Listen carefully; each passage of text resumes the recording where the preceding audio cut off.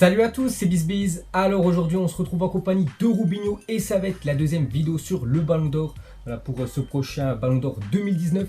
Donc il y a à peu près un mois les gars, on avait fait une vidéo, on a mis un stropole tout simplement dans la description. On vous a dit d'aller voter pour vous qui allait être le Ballon d'Or, on peut dire 2019. Il y avait 10 noms bien sûr qui sortaient, on peut dire c'était les 10 meilleurs joueurs voilà, de cette saison précédente. Donc on va décortiquer tout ça. Donc déjà en tout il y a 11 joueurs, parce qu'en fait il y avait une catégorie, on a mis autre joueur voilà, qui apparaîtra dedans. Donc on va commencer avec le 11e. Donc déjà merci à tous ceux voilà, qui ont voté. Donc déjà la vidéo elle a fait plus de 103 000 vues, donc c'est quand même énorme hein. Puis il y a plus de 17 838 votes exactement. Donc merci à tous ceux les gars qui ont voté. Donc bien sûr ça c'est nos votes hein. Voilà, c'est pas les on peut dire le choix officiel, bien évidemment le premier, on ne sait toujours pas s'il va être Ballon d'Or ou pas. Donc on va commencer déjà avec le 11e.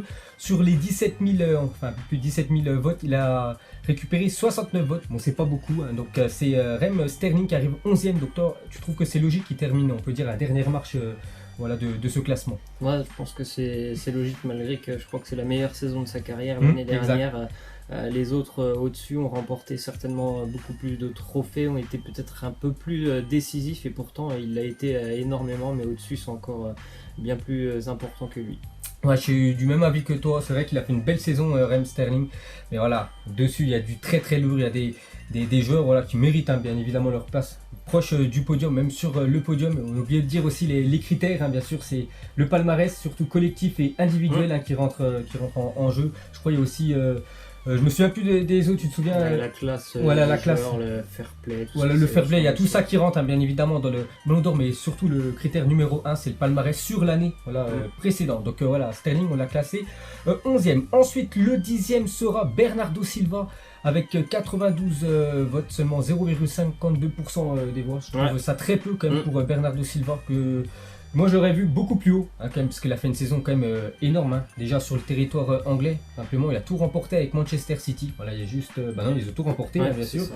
Et voilà, avec l'équipe du Portugal, il a quand même gagné la Ligue des Nations. Donc ça fait quand même un sacré palmarès hein, pour cette saison. Et voilà, il termine, on peut dire, à l'avant-dernière place, enfin la 10e place voilà, de ce classement. Donc bon, moi je l'aurais mis un peu plus haut, peut-être un jour on peut dire, il faut l'avouer, sous-côté hein, Bernardo Silva. Personne n'en parle. Voilà, Portugal on parle plus de Cristiano Ronaldo que Silva, mais Silva les gars c'est une pièce maîtresse hein, comme Guardiola, j'aime bien le dire à chaque fois. Il dit que c'est son joueur, à chaque fois qu'il met titulaire, il y en a sur un qui est titulaire à City, c'est Silva.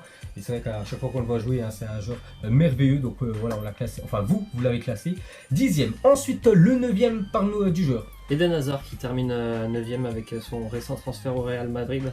L'année dernière, il était à Chelsea où ça a été plutôt compliqué au niveau du championnat, mais heureusement pour lui, je pense qu'il y a eu cette épopée en Europa League où Chelsea l'a remporté, où il a aussi grandement contribué. Sinon, je pense qu'il n'aurait même pas été présent dans les 10 premiers, parce que la saison vraiment de Première Ligue avec Chelsea, elle a été vraiment assez compliquée. Mais voilà, il sauve un peu, on va dire, sa place dans le top 10 grâce à cette Europa League. Mais pour cette année, franchement, je pense que ce sera très compliqué quand même pour lui d'être plus haut. Ouais, c'est vrai que voilà, il est classé, on l'a classé voilà, 9e, Eden Hazard. Donc 102 votes hein, sur plus de 17 000, donc c'est très peu. Donc c'est vrai qu'il sera loin, bien évidemment, du Ballon d'Or. Peut-être qu'il aura un peu plus de chance voilà, maintenant qu'il a rejoint le Real Madrid, parce que là c'est quand même la plus grosse équipe de la planète. Voilà, tout le monde a les yeux rivés sur lui. Donc maintenant à lui de faire ses preuves, on verra bien sûr, mais pour ce Ballon d'Or 2019, ça risque d'être juste. Ensuite à la 8e position, ça sera Mohamed Salah, qui a gagné bien évidemment la Champions League, a été buteur en plus en finale de Ligue des Champions avec ce penalty inscrit dès la 2e minute. Et voilà, ce parcours on peut dire, voilà, enfin pas catastrophique, un échec, hein, il faut l'avouer, voilà, surtout que la CAN était voilà, en Égypte, hein, c'était vraiment le gros favori, ils ont échoué contre l'Afrique du Sud.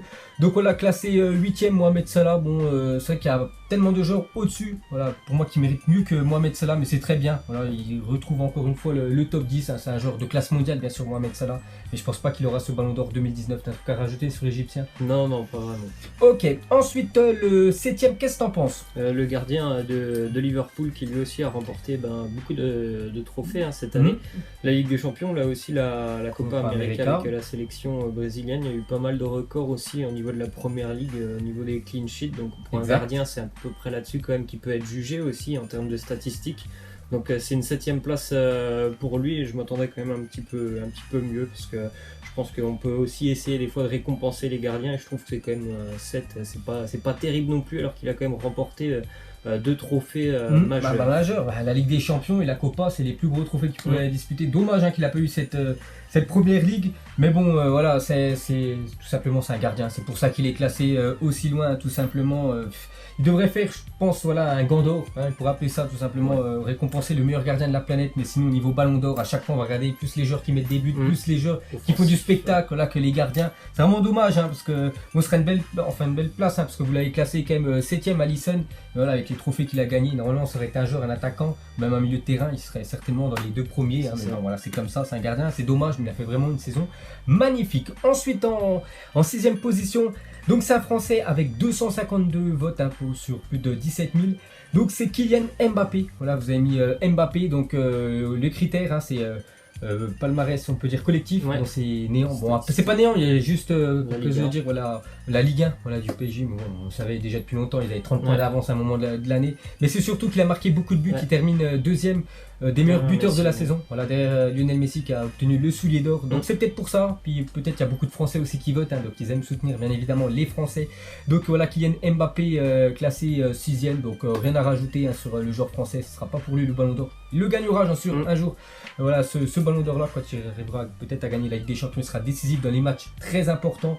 Mais là, voilà, il est classé 6ème. Ensuite, à la 5ème position, dis-nous qui c'est. On a eu, pour moi aussi, je trouve une sacrée surprise. C'est encore un joueur de Liverpool en même temps avec l'excellente saison, c'est normal.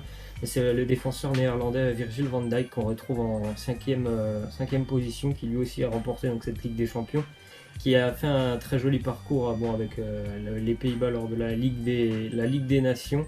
On connaît tous aussi l'importance qu'il a eu au sein de la défense de Liverpool, qui encaisse très peu de buts. On rappelle aussi cette statistique incroyable où il n'y a pas eu de dribble pendant quasiment plus d'un an même pour lui. Donc encore une fois, un petit peu comme Alisson, malheureusement c'est pas un joueur du secteur offensif, donc c'est certainement pour ça qu'il est à cette place, même si pour moi il mérite cette année facilement, je pense, les 4 premières places. Donc là pour moi il est quand même un petit peu loin. Ouais, on se souvient qu'on a fait il y a quasiment un mois, on avait donné bien sûr notre top 10 et nous on l'avait vu quand même Ballon d'Or en 2019. Et là c'est vous qui avez voté les gars, vous avez mis 5ème position avec 378 votes. Bon, il y en a quand même 100 de plus que Kylian Mbappé, mais moi je trouve qu'il est très loin dans ce classement. Bon, après c'est vous qui avez voté. Ensuite, 4ème position, ça sera Cristiano Ronaldo avec 605 votes, quasiment du double par rapport à Virgil van Dijk. Bon, Ronaldo, on le connaît tous bien sûr.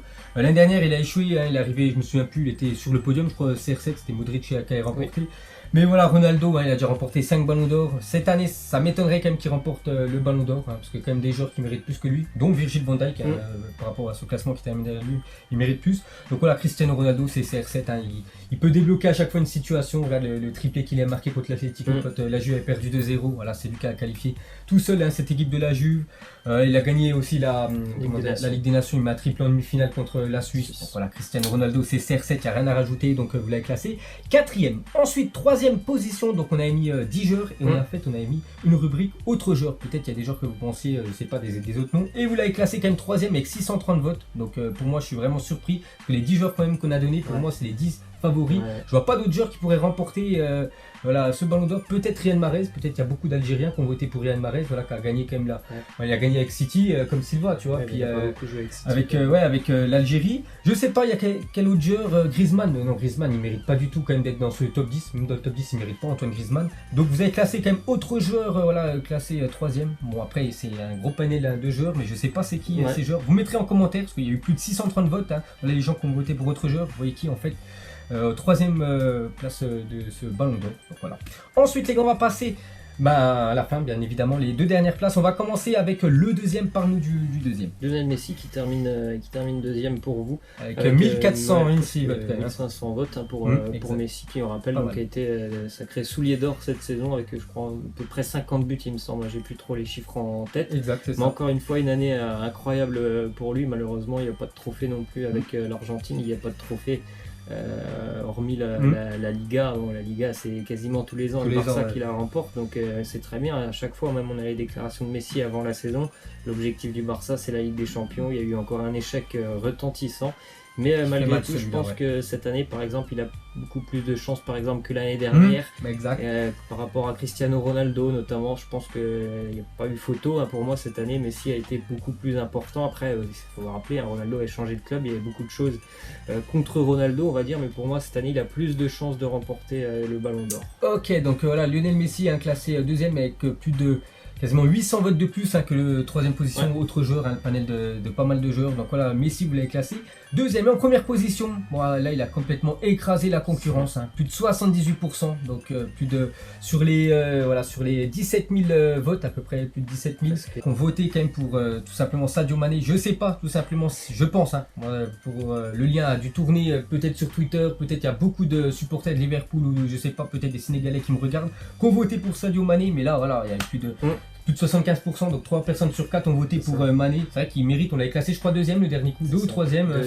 Voilà, donc ça se joue entre Virgil van Dijk et lui. Donc voilà, Mané vous l'avez eu le Ballon d'Or, donc ce serait pas du tout un scandale bien sûr si Mané gagne ce Ballon d'Or, ce serait même mérité, ou même Virgil van Dijk.